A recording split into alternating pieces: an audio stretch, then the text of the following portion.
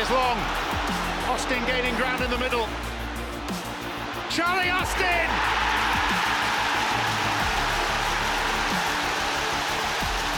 That might be the moment that sinks Arsenal's 4-month unbeaten run.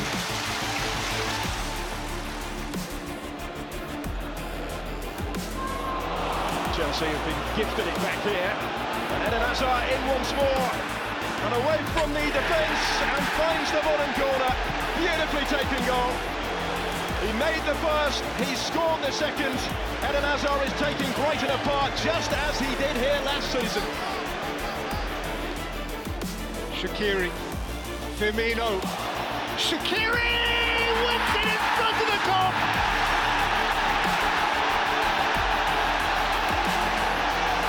They've surely wrapped it up now. Liverpool top in front of the Kop.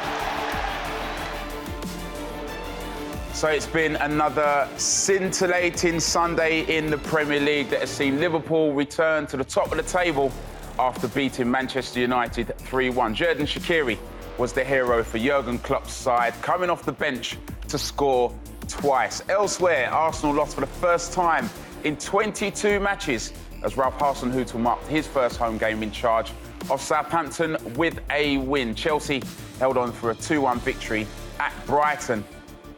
This is what the top of the table looks like. As a result, Liverpool reopened that 1-point lead over Manchester City.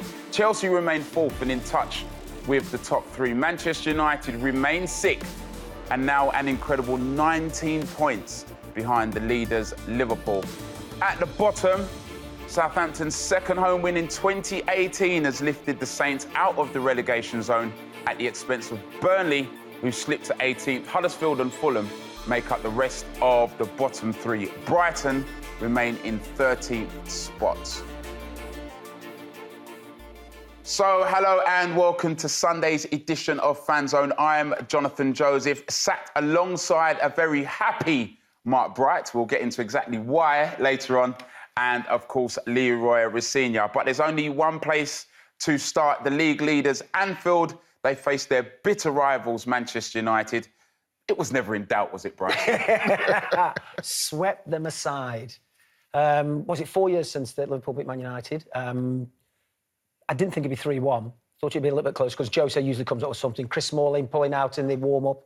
Obviously, I don't think it changed anything tactically. I think he was always going to go with three at the back, you know, the 3-4-3, but didn't work. I mean, arguably, the bench was stronger than some of the players on the pitch. I can't get my head around this Paul Pogba thing. Can't, Jonathan, can't. But take nothing away. Liverpool, fantastic today. Liverpool took a lead, a deserved lead. Mm-hmm. Manchester United got back into the game against the run of play. Leroy, but on the overall balance after 95 minutes, it was Liverpool, and Liverpool. Well, Liverpool thrashed Man United 1-1 in the first half. They absolutely thrashed them. And do you know what? It's not... Liverpool are much better than a lot of teams, and they're a lot better than Man United. But I thought Cardiff and Fulham gave them a better game at Anfield this season. And then at half-time, you are so lucky to be 1-1 at half-time. You're thinking, OK, he's going to make changes. Your centre-forward can't hold the ball up. Your midfield can't pass the ball. One of your five defenders has to keep coming out and running 20 yards into midfield to get to their midfield play. So, yeah, go to a back four. And he looks there and he's got Martial. No, not him. No. He looks there, he's got... No, not him. He's got Mata. No. Fellaini. What? Fellaini? That's no... But Fellaini. And then they lose the ball even more. They can't keep the ball. This is Man United, by the way. This is not Fulham. This isn't Cardiff. They haven't got that, by the way. Cardiff scored a goal where they tried to pass it. United, 36 attempts Liverpool had. 36 against 6. Now, any Man United fan thinks that's unlikely. It's not, because when you keep having shots, you're going to get deflections and it's going to end up in the back of your net. But that Man United side is a shadow of what it should be. And when you make a decision like that, when you are lucky to still be in the game, you deserve to lose a game. I mean, Mark, when you... I know statistics only tell a part of the story. Mm-hmm. We'll watch the football and see how the game's playing out. But when you look at the numbers compared from Liverpool to Manchester United, it was pure domination. Absolutely, yeah. I think of those shots, though, 33, I think it was 10 on target. So they're the crucial ones. And how many go in, basically? I think Man United had one shot, one goal first off. But it was domination. It was a thoroughly deserved win. Some of the football and the opportunity they created in the first half of Liverpool was fantastic. What we're seeing now is a genuine title contender. They did have it under Brendan for one season, but now they've got right into it. And I think what's happening now, the fans are believing, the players certainly believe, and I think everyone else in the Premier League believes that this could be their year. It could be. So when Manchester United, things weren't going right, they turned to Marion Fellaini. When it weren't going quite right for Liverpool, Jurgen Klopp turned to this match winner, Xherdan Shaqiri. Left foot, right foot, which was the better one? I scored definitely more beautiful goals than these two, but obviously it was very important today, and obviously I think I don't know when I scored last time with my right foot, so it was good to score again with my right foot. You'd have seen Manchester City win yesterday. You've gone back above them today. How much are you enjoying this real battle at the top? I think it's a very interesting season this year, and we keep going. Manchester City keep going, and other teams. Chelsea is also there in front. A lot of teams. So if we keep going like this, it's going to be very interesting till the end of the season. And we want to be surprised also in the end how far we can go. But we try to win every game. That's the most important thing, to take every game per game. And in the end, we need to take always 3 points. And every game has a new history. And we just have to keep going like this, to work hard in training. And then we will see end of the season where we stay. Xherdan Shaqiri there, a little brace for Liverpool. Goals 2 and 3, getting them all 3 points against Manchester United. Leroy makes a good point about the players that were available, Mark, to Jose Mourinho. On the bench. And I suppose if you look at Manchester United bench compared to Liverpool's, Manchester United just have starters on their bench. Arguably stronger. Yeah. And, if the debate about Lukaku, I mean, he's dividing opinions in this country, isn't he? Certainly, does he do the right job? Does he work hard enough? Does he try? Does he put a shift in?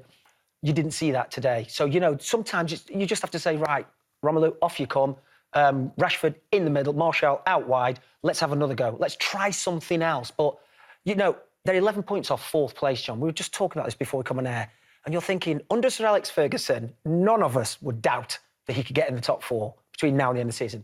Under Mourinho, 11 points represents, nearly 4 wins. And you're thinking, I don't think they can do it. He's confident, but he talks a good game. At this moment in time, if I was a Man United fan, I'd think, no Champions League football next year. I mean, Leroy, just quickly, we know Manchester United are capable of going on a run, but unfortunately for them, so are the 5 teams above them, and therein lies their problem. Exactly. Arsenal are in a much better place than Man United at this moment in time. I know they've lost today, but you see how they're moving forward. But with Man United, I don't see how they're moving forward. You're going, you have got players who have played in that game, who play in big games. Pogba's won a World Cup. Mata is always playing the big, always scores goals. Martial is on the scoring run. How can you leave them all on the bench? And when you're still in the game at half-time, not introduce them? Pogba, a World Cup winner. Not introduce them, not say, look, we've got lucky here, by the way. Let's shake it up. Let's go and keep the ball. Because that's what the game's about. At the top level, the best teams keep the ball the best. They keep it away from you. But when they keep giving it back, and by the way, Lukaku had a poor game today, but by the way, the midfield, none of them could pass. Well, Matis getting caught on the ball. Yeah. There's no one to pass to. No one wanted the ball. They all hid. Somebody got on the ball, and he looked around, no one wanted it. Lingard just chased around for an hour. He was absolutely out on his feet at the end of the game. This is Man United. And then you got players like Ryan Giggs in here, by the way. What? I feel so sorry for Ryan. He's watching that. That is his football team. Yeah. They've had the greatest players, globally. They're miles from it at the moment. OK, at Anfield for us. She's normally in the studio, but I know she's going to be freezing cold at pitchside at Anfield. Kelly Summers, I mean, how did the game play out for you? Was it as excited being in the stadium? Yes, Joe, it was absolutely incredible. I was actually in right amongst it with the Liverpool supporters behind the dugouts, and it was absolutely electric. Every time the ball went into the Manchester United half, they were on their feet, they were shouting, they knew exactly how much this result would mean. And of course, they did do it in the end. It was a bit of a weird atmosphere in here when Man United did score, because obviously they were so much on top. But then, after that, when they did get those goals from Shaqiri, well, this place absolutely erupted. And for those supporters at home that are watching this, that aren't lucky enough to have been to Anfield, it is an absolutely incredible stadium. When that team is playing like they are at the moment, it's an incredible place to be. Thank you, Kel. I mean, so what have you got in store for us today?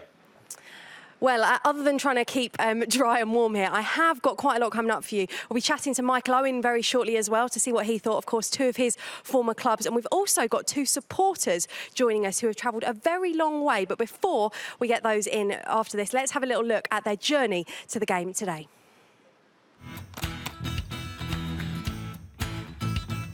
Hello, everybody. I am Amr Rifai. I live in Alexandria in Egypt. Hi everybody, I'm Parth. I'm from Mumbai in India. And I am a massive Liverpool fan.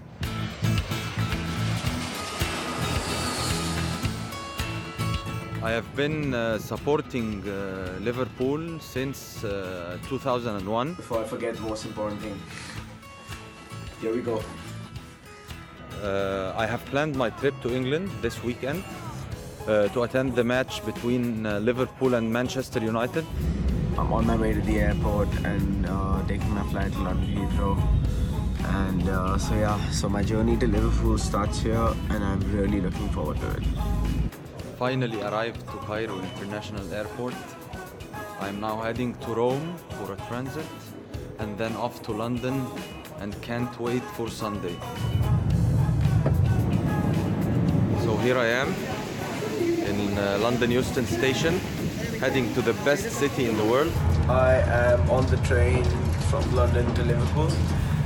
I should be there in the next hour and a half. I just reached Liverpool Lime Street Station. I'm walking to my hostel. This is English weather at its worst. I can't stand the cold, so I'm going now to the hotel, have some rest because it was a very, very long journey. So here is my fish and chips, the most traditional food in the UK. Hello everybody, it's match day. The sun is out. It's not shining, but it's out. I asked the local scouser last night actually how often the sun's out over here, and he said once in 2 years, lad. And I'm like, okay then. So here we are on our way to Anfield. Mo Salah, running down the wing. Finally at the ground, in the Cop end. Around 15 minutes to kick off. Up the Reds. So here we are in the Cop end. What a start to an unbelievable night in Anfield. So the game's just ended. 3-1 to us. Couldn't have asked for any more than this. I'm over the moon. Up the Reds. And look at that, their journey has ended here. They've seen their team win and they're now joining me pitchside. Guys, thank you so much. But before we talk about what is a huge win for your team, Parth, I've got to ask you, tell the viewers at home, what has just happened to you? We were sheltering in the tunnel for a few minutes. Something very special happened to you, didn't it? Jurgen Klopp was passing by and I just went like, Jurgen, good result today, and he just slammed my hand there. And he didn't. I don't think you are ever going to wash that hand again, are you? Probably not, no. Amra, let's come to you. Tell us a little bit about your journey, because we can see, I'm not sure if the supporters at home can see, this is an Egyptian flag that you are wearing, yes? Give us a twirl, lovely. But you were a Liverpool fan before Mo Salah joined, weren't you? Since 2001, I have been supporting Liverpool since the treble in 2001. And after Salah came, it's just burst. And tell us a little bit about your journey. Obviously, we've seen it there in the video. This isn't your first time to Anfield, though, is it? It's my second time. I came to in last March, the Newcastle game, and now it's my second time. But it's totally different. It's Man United at home, at the Cop end, so it's an incredible experience. And Parth, for you, how did you end up coming here today? Because obviously, I know this isn't your first trip, but it's my a special third trip here. It was a dream come true, just being up there in the Cop, watching us play Manchester United, and everything else was a bonus, really, I think. But the result is obviously so sweet. I mean, it's so happy. I can tell you haven't stopped smiling from the moment we met you at full time. The Cop is just behind us there. You have been lucky enough to watch a game in the Cop. Tell the viewers at home what that's like, because I've never seen a game in the Cop. I'm quite jealous. So when the third goal went in, I was carried around 2 rows down. And I was just hugging random people. And people in the Cop do not sit down. No, they are always They don't sit down. I was toes. sitting behind there. They don't sit down at all, do they? No, they don't. The fans are so passionate, aren't they? It's incredible. This is what's special about the Liverpool supporters. Tell me, I want to ask you a little bit more, about the fact that Mo Salah is so huge. He's a huge star in the Premier League, but he's a huge star back at home for you as well, isn't he? Tell us a little bit about that. He took us to the World Cup after 28 years, and I think he will get Liverpool the Premier League after 28 years, this year. I am confident we will win the league this year. Mo Salah in Egypt is more important than the president of Egypt. Wow. I think we know what he's going to be doing when he retires then. What about for you, Parth? We obviously know Mo Salah is your favourite player. What about you? Who are your favourite players? Who impressed you today watching them live? Robertson. I think he's brilliant for us. I'm running out of words to describe how good he is, and he just should not be on the corners. But besides that, he was brilliant. He was, but he has been a revelation this season. So tell us about the rest of your trip. We've seen your journey here, but where do you go now? And also, did you come over here just for this game? Yeah, I came just for this game. Our supporters club in Egypt, the club gave us, the Liverpool club gave us 2 tickets. I was lucky to get one of them in the cup end. Wow. Lots of jealous fans at home, I imagine. What are you going to do after this then? I have a lot of videos. You do? Yeah, I've seen you videoing everything. Yeah. What about you, Parth? Where are you going next? I'm going to be back here, actually, on Boxing Day to watch us play Newcastle and hopefully beat them as well. So, yeah, I'm in the UK for another couple of weeks. And one thing, before we throw back to the studio, you guys both play FPL. Is it true that you captain Salah every single week? Of course. That is real dedication. Since he came. That is real dedication. And also, one final thing. Do you do a very good Scouse accent? Yeah. Can you say bye or hi to the guys in the studio? Hi, guys. No. No? They're laughing, but he has done a very good Man accent United before. were garbage. There we go. You've heard it from Parth. He says Man United were garbage. That was a very good one. The boys were laughing, but I think they'll be impressed with that last one. Very. Thank you, guys. Thank you, Kelly. It's amazing. They've come from Egypt and India, and they go and see more games than we do. Yeah. It's not fair. No, it's not fair. Is it? Let's get some emails, Lee. Sam from Port Elizabeth, he said, I'm a delighted Liverpool fan. I'm so delighted with the win over our rivals, and Fabinho was brilliant in midfield. I'd say the match was a one-sided match considering the amount of attempts. Robertson for 8 million and Shaqiri for 30 million are real bargains, and their impact and consistency is the evidence. Another happy Liverpool fan here is Linsley, if I can find it. No, sorry, not happy. Not happy fan. Michaela said, I sit here today as a United supporter, not because we lost. Losing is easy, but because we didn't even try. Once again, our manager's shown just how afraid he is of losing, that he sets out a team with no game plan or structure. He puts 11 players on a field to fill gaps. He's a disgrace to this club, and he and many of his players need to go as soon as possible. I mean, just quickly, watching that game, Mark, did you think it was a case of United not trying or them just not being good enough? No, I think he was asked afterwards, wasn't he, Mourinho, about with the players. He felt the interviewer was saying, are the players cheating? Yeah. We know players are not cheating. We know that the system or the players are not confident. You know, and you've got your best players sitting on the bench. The question is, if somebody else was in charge of that team, would they get more out of the team? This is the questions you ask when you're talking about changing the manager. Do the fans need a lift? Do the team need a lift? Do the staff need a lift? You know, does the football club need a lift? If the answer to all those questions is yes, then you change the manager. You know, if you still believe in the manager, you keep the manager. But this ongoing thing with Paul Pogba, you know, surely this is a World Cup winner. This is a player who's won, like, Serie A 3 times in a row, was it? You've got to get him in the team and get the best out of him. That is your job, and manage the players. And at this moment in time, I'm sorry to say, since he took over there, you know, the excitement of watching Manchester United has disappeared. So bad news for Manchester United and Jose Mourinho means good news for Liverpool and Jurgen Klopp and Watiba in South Africa, who is a Liverpool fan. Were you nervous at the start of the game or confident that Liverpool would win this? Oh, no, sorry, I'm not a Liverpool fan. I'm a Manchester United fan, actually. Oh, okay, so let me rephrase that. Before this game, were you nervous about the result, or did you think Liverpool would win it easily?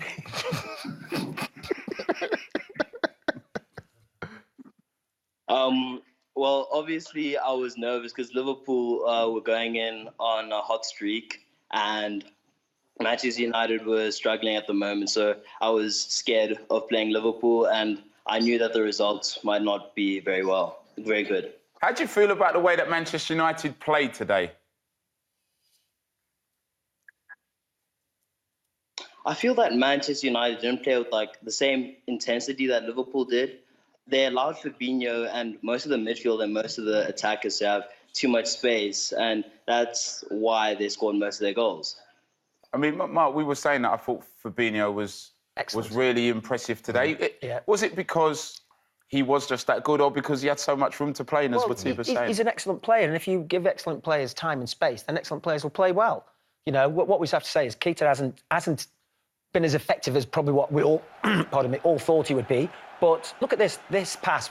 We say a lot of players could see that pass, John, but you know, not many can execute it. It's a well-weighted pass. This is a fumble, taking advantage of. The silencer there was definite at this stage, wasn't it? When that ball went in. And you'd have to say Manchester United had a couple of other chances, but not many. And it was a rout in the end. And it was no more than Liverpool deserved from the first half display. Yeah. And they get bodies forward. They know what they're doing. They're cohesive. There was a lot of luck involved with those shots. I mean, you were saying, if you don't shoot from the edge of the box, you don't get the deflection, and it doesn't go in. It doesn't trouble the keeper. But if teams keep passing it wide and keep going wide and wide and don't shoot, this is what happens. Leroy said that Liverpool had 36 attempts on goal. If you shoot at the goal 36 times, sometimes it's going to deflect. It's going to go in. And I suppose if you chalk off all of the luck, the game ends 1-0 because Manchester United had quite a considerable amount of luck for their goal, Leroy. The goal... Look...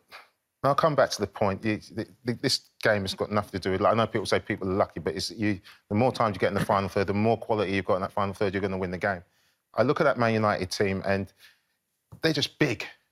You know, you just went for size today. When they had a couple of set pieces, you think, God, they're a big size. Yeah, I think when Alden was marking Fellaini at one point. But the game's not about that. You look how quick and athletic the Liverpool team, every single one of them get over the ground quickly with and without the ball. Height plays a factor, though, in tactics. Absolutely, Leroy. but Matu is the smallest player on that pitch, and he was the player they missed the most. Martial is one of the smaller players, but they missed his pace and his guile. If you've got height and power, you need someone who can pass it as well. And so there was no balance to that team whatsoever. Liverpool, amazing. And this has got to be, you know, the way Man City play, the way Liverpool play, the way Tottenham play, by the way Arsenal play, when Chelsea are playing, Man United are nowhere near it at the moment, and that is the worry. I mean, just going on from height there, Mike, you're saying how important it is. I think if you look at Liverpool's forward 6 players, most of the 5 of them are like under 5'9" or 5'10". Well, do you know what I mean? They haven't had a big striker there since Andy Carroll, have they? But no, because that's not how they play. I think the game's changing. So. And I mean, Watiba, I'll just say this, that in a game where you know that Liverpool do like to dominate possession, Manchester United's pass completion was just over 60%. So that meant quite often they were handing the ball back to their opposition.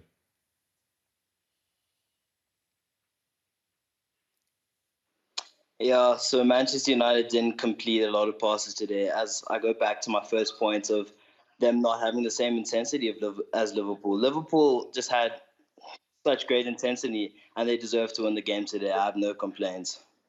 Watiba, thanks very much for your call in, I suppose, Leroy. That's how I had to play it. And like I just said, if you are going to keep handing over possession against a side like that, possession and territory, it can only spell bad news. Especially when you've hardly got it. They hardly had the ball, and when they did have the ball, they gave it straight back. And I'm talking about Lingard, who's a fit lad. After an hour, he's absolutely blown because he's just chasing the ball all around. And credit as well to the manager for trying to close the game out, to putting a striker on, putting a forward on who could cause problems and probably wanted to start. Had some good form going into the game, as Robbie Fowler said, asked him, and scores 2 goals. There's nothing better when you think, I should be starting, and you come off the bench and you score. And he knows today it's all about him. Yeah. Yeah. Jolando says, it's time Jose leaves the club. I have never in my life seen a club with 25 bad players and 1 good manager. The problem at United is clear. Mourinho has no idea what he's doing. We made a player like Fabinho look as good as Toni Kroos, and he absolutely ran the show. Imatula says, none of Man United players look like they enjoy playing for Mourinho. It must be tough for them, really. Esther is a Liverpool fan in this case. She said, hello, lads, win, win, win, buzzing, absolutely buzzing. And just finally, I'll try and find another Liverpool one. There's lots of them here. Gerald said, I'm happy this game is over. There's been so much hype for the game. You know, Man United were never going to pitch up until and try and win the game. As a Liverpool fan, I enjoyed the game, and it put me on the edge of my seat, and I was jumping up and down when we won. Thank you very much, Leroy. So this corresponding fixture last year, the entire gang were down in India. We went to Bangalore, and it was such a boring 0-0 game. Jose Mourinho went and parked the bus But no such luck for Manchester United this time. Hamir, putting a massive smile on your face as your team have won out 3-1 victors. Yeah, 3-1, and there was only one team that deserved to win the game, comprehensively outplaying Manchester United. Like I said, it wasn't as much as men versus boys as it was in the Manchester derby, but still Liverpool were miles ahead of Manchester United, and it shows with the 19-point lead. I mean, Leroy made such a great point earlier that after fortunately getting in at half-time level, that they might have come out for the second half with a bit of impetus, but actually it seemed as though Liverpool upped their levels even more.